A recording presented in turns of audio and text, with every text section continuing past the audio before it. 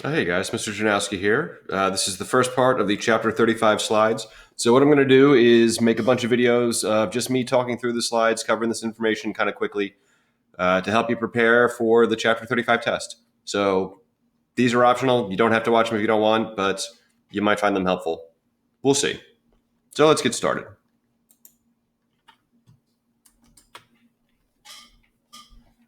So chapter 35, circuits. So if maybe you remember us doing this actually in class. So we've got two setups here. We've got a battery connected to two light bulbs in one way on the left, and we've got a battery connected to two light bulbs another way on the right. Now, these bulbs are identical, and these batteries are identical. So the question is, figure out which of these bulbs is going to end up being brightest, which one's going to be second brightest, third brightest, and fourth brightest. And some of them might be a tie. So hopefully by now, having actually done this chapter in person, you know how this is going to work. But quick, rank the bulbs in order, brightest to least brightest. And the correct answer is C and D are just as bright as each other, and they are both brighter than A and B, which are just as bright as each other. And you may not have known these terms when we first started this, but by now you probably do. Bulbs A and B, these guys here, are connected in what's called series, and C and D are connected in what's called parallel. So that might seem a little bit weird. If these bulbs are identical and these batteries are identical, why are we getting more brightness from C and D than we are from A and B? Kind of seems like we're getting something for free. So are we? And the answer is no, we're not getting anything for free. Both batteries are providing the same voltage, but this battery here on the right is providing more power. It's providing energy faster. So this bulb is going to die faster than this bulb. You don't ever get anything for free. This is all in accordance with this idea down here. This is the first law of thermodynamics, also known as the law of conservation of energy. So think back to the previous chapter. We had a formula that relates the resistance of a wire or a resistor to its resistivity and its physical dimensions. So just quick check your memory and see if you can come up with the formula.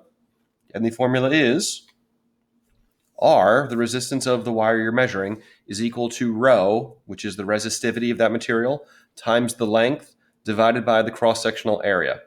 So highlighting the idea that it is directly proportional to the length. So if you think of two resistors, R1 and R2, where they both are made out of the same stuff, they both have the same radius, but R2 is twice as long, how will their resistances compare? Well, if you look at this, it's pretty obvious that R2 is just twice as long as this one. So if you double this number, you're going to end up with twice the resistance. So think now of R2. If instead of being jammed together like this, we just cut it in half and connected it with a wire in between like this, in this situation here, R3 and R4, it's still as long as R2, and R2 had twice the resistance of this, which must mean that this guy has twice the resistance of this guy. So the equivalent resistance of R3 and R4 is equal to that of R2 and twice that of R1. So we say R3 and R4 are connected in series. You have circuit elements in series if they are connected end to end along a single path. So that means whatever current is coming this way has to go through this one, through here, and through this one. That makes them in series. When resistors are in series, they add normally. So in this case, the equivalent resistance of this guy is just the separate resistances R3 plus R4. So your formula in general for the equivalent resistance of resistors in series is just add them up normally. R1 plus R2 plus R3 plus however many resistors you have until you get to the last one, Rn. So if we're looking at this circuit right here, the question is, which way will the current flow in this circuit? So the current is going to leave the positive terminal and go this way. So in this case, your current is going clockwise. Now we know, of course, that what's actually happening is the electrons are going this way. Positive charge doesn't actually flow in a wire. It's the electrons that do the flowing, but this is all Ben Franklin's fault. So that's how that is. So you'll notice these guys are connected in series. That means all of the current that leaves this battery, call that I, has to go through R1. So we can just call that I1 at this point. And that all has to go through R2. So that's I2. And it all has to go through R3. So that's I3. So remember, what is Ohm's law? You guys have been pretty good at this. You remember Ohm's law. V equals IR. So keep that in mind and keep this idea in mind. So you can use Ohm's law to calculate the voltages across each of the resistors. So V1 equals IR, blah, blah. V1 equals I times R1, V2 equals I times R2, and V3 equals I times R3. And the total voltage across all three resistors must equal the voltage of the battery. So when we first covered this, you didn't really know why.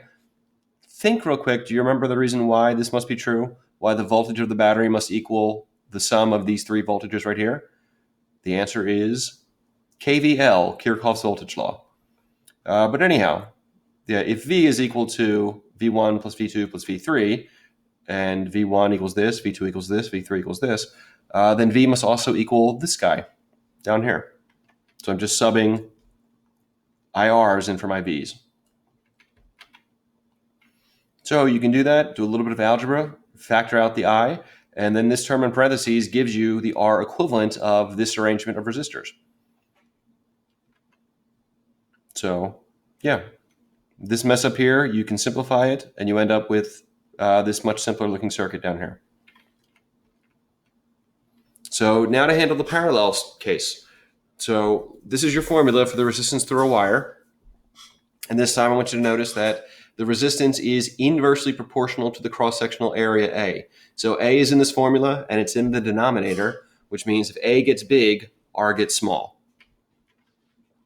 So if you have resistors in parallel, basically, can you see that R2 and R3 are providing the same length for this current to go through, but they're actually providing twice the area as what's happening here in R1. So twice the area, half the resistance.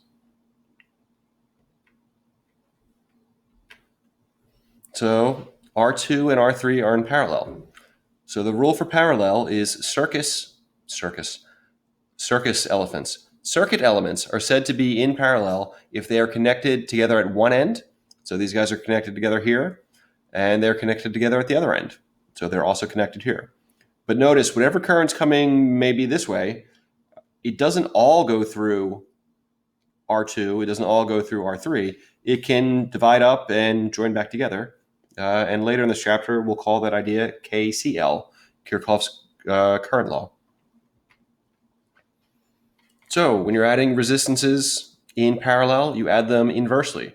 So this was probably maybe a little intimidating the first time you saw it, but we've done this enough. It's not too bad. So you can write it this way. In general, it's going to be more useful to do it this way. Req equals 1 over R2 plus 1 over R3 to the negative 1. In some problems, it will be better to use this top version of the formula. Most of the time, it's better to use the bottom one. So that was how this worked out for this case. In general, here's your formula for the equivalent resistance of resistors in parallel. Well, formula, there's actually two formulas. Either this version, but again, this version is usually going to be more useful for us. So look at this circuit here. Current I is going to leave this battery. At some point in these slides, I switched from using Arial, which is a sans serif font, to using a serif font, Times New Roman, because these things really need the serif. Serifs are the little foots at the top and the bottom of the letters. Anyhow, that I looks like an L or 1, or it doesn't look like an I. Anyhow, current I is leaving here. Will there be a current of I through each resistor? So does that mean that I'm going to have I going through here, I going through here, and I going through here? And the answer is no. So the current that comes here, it gets to split at this junction. Some of it will go this way, some of it will go this way. It'll split again, some here, and some will go this way. And then they'll join back up together here, they'll join back up together here. So, yeah. We didn't know this at this point. This was just the first day of the chapter, but that is Kirchhoff's current law. Yep, I forgot to ask the question. So, yeah, the current through all of these guys is not equal to each other necessarily. If R1, R2, and R3 aren't the same resistor, then you're going to get different currents. What is the same is the voltage. So all of these points here are all connected by this wire. So they're all connected at the same voltage. All of these points down here are also connected by this wire. So they're all at the same voltage. A wire has zero resistance, and any points that are touching that wire are at the same voltage. So we know that the voltage across each of these guys is equivalent, and they're all equivalent to the voltage of the battery. And we know that the currents going through each of these guys must add up to equal the current leaving the battery. So you can do a little bit of algebra. I'm trying to go quick, so I'm not going to be real in-depth here. But you do the algebra, and this is how you derive your formula for the equivalent resistance of resistors in parallel. So you can take this circuit up here and simplify it and redraw it as this guy. So instead of having all these different branches, in this case, you can just simplify R1, R2, and R3 down to one equivalent resistance, Req. So remember, when you're adding resistors in series, the equivalent resistance is always going to be greater than the smallest resistance. So if we're adding things this way and all of these numbers are positive, then your equivalent is going to be bigger than any of these numbers. Is that also the case when you're doing resistors in parallel? The answer is no. In fact, when you're adding resistors in parallel, the equivalent resistance will always be less than the smallest resistor, which seems a little intuitively weird that we're adding resistors to a series, to a circuit, and we're adding resistors to a circuit, and the equivalent resistance is actually going down. So how does that actually work? So the water analogy.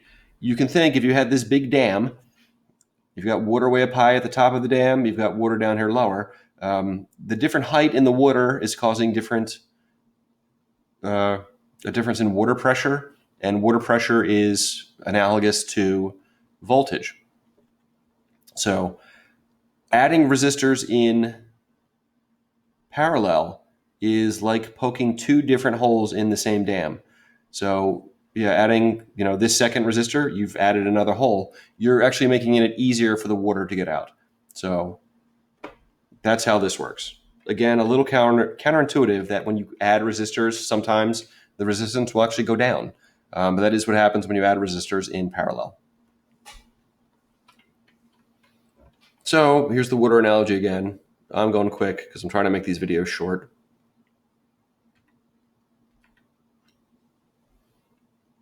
So, all right, here is kind of anticipating again Kirchhoff's current law. So whatever water is going through here, that water can split up and go through these two separate branches. But whatever, the sum of the water going through this branch and the sum going through this branch has to equal the sum of the water that arrived up here and the sum of the water that leaves down here. So, water analogy for how current works when it splits at junctions, which is Kirchhoff's current law. So when you're doing your maths, does 1/2 plus 1/4 equal 1/6? Maybe when you were in first grade, you thought that's how fractions work. But now that you're in high school, you know much better than that. They don't. So you've got to find a common denominator is one way to do it, and add them all up together. And it's annoying to do it that way. There is a much easier way. You just use the calculator. So if you're adding up these resistors in parallel and you have to add them up inversely, get the calculator to do the work for you. Just add the guys together like this, and you'll end up with this number. And then your last step would be take the inverse. So raise it to the -1 power of that number. So in a few of the homework problems in this chapter, You do have to do it by finding a common denominator, just really to test your algebra abilities. But most of the time, when you want the equivalent resistance, let the calculator do the work. So, quick review. When are circuit elements in series? Circuit elements are in series when they are connected end to end along a single path. So when are they in parallel? The rule for parallel is circuit elements are in parallel when they're connected together at one end, like these guys are connected over here, and they're also connected together at the other end, like these guys are connected over here. So what's your formula for the equivalent resistance of resistors in series? When you've got these guys all lined up end to end like this, you want to find the equivalent resistance. How do you add them? You just add them normally. How do you add resistors when they are in parallel like this? You have to do it the weird way. You have to add them inversely.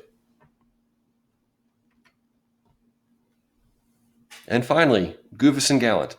So either 5 or 6 is true, and either 7 or 8 is true. So which one makes more sense? Resistors in series always have the same current through them, or resistors in series always have the same voltage across them, and resistors in parallel always have the same current through them, or resistors in parallel always have the same voltage across them. Turns out, if resistors are in series, they will have the same current going through them. And if resistors are in parallel, they will have the same voltage across them. So that's the end of the slides. Hopefully that helped.